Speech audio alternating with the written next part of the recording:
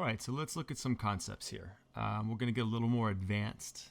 All right, so once I have a fin, a shape, right, let's take a look at this layer panel over here. So you guys should be pretty good with this. Photoshop, same thing, right? So you can change the stacking order. You can create multiple layers. If I have one of these, if I right mouse click, I can always copy it and paste it, which is one option. Or I can actually duplicate. If I come over to my layer panel and I right mouse click, there's an option to duplicate. All right, so now I have two of these. You can also just hold down Alt, click and drag, and that also makes copies, right?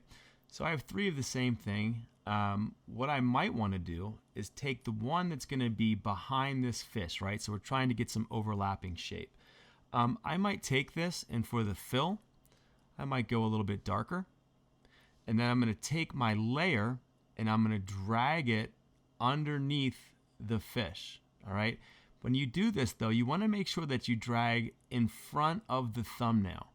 All right. Because if you don't, it's going to make a clipping mask. And we'll talk about that in a minute. So I kind of drag and pull out in front of the thumbnail and I release. And now I have this behind. Maybe I'll rotate it a little bit. Maybe I'll just scale it a little bit. Right. So starting to get some depth. All right, that's one thing you can do. All right, so layers, and then we also did rearranging of the stacking order. Let's take this shape, and I'm going to move it up. And there are options in the top, flipping horizontally, vertically, and then rotating clockwise or counterclockwise. So I'm going to flip this thing vertically, and I'm going to modify it. So I will take my white arrow, and I'm going to take this node, and I'm going to move this around to make it look a little bit more interesting. I might even add, so we're making like a dorsal fin or like the top fin of this fish, or maybe you'll make a shark. I don't know. It's kind of up to you. And we'll move it up, and it looks pretty interesting. All right, there we go. Now, I don't know. I might put it behind. I'm not sure what I like. I don't think I like that. So subjective, but I think I'm going to pull it underneath, put it here. But I might not like the fact that there's a line here. So watch what I could do. I could come back. I could take my fish.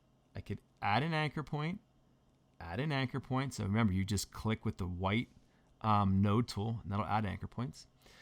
If I select this one in the middle, there is an option. So let's go up top to break a curve. All right, so you can break, close, smooth. I'm going to hit break. When I break that, it's now basically, see this? It's broken, and now I have like a separate little piece of this fish. So I can use this, and maybe I don't even want this one anymore. Delete it, take this handle. So one thing you'll learn is that less is more, meaning you don't want a million of these anchor points. You want to try to get by with as few as possible to get your shape. It'll give you smoother results, nicer results. So there we go. I kind of like this line. I might come back, take my pressure, and play with it a little bit. Let's see if I can, yeah, I'm going to have it taper in the beginning, and then maybe get, whoops, messed that up. Taper in the beginning, get a little thicker, maybe here, right? So you can modify the look of your outline like this. All right, that looks pretty good. Pretty happy with it.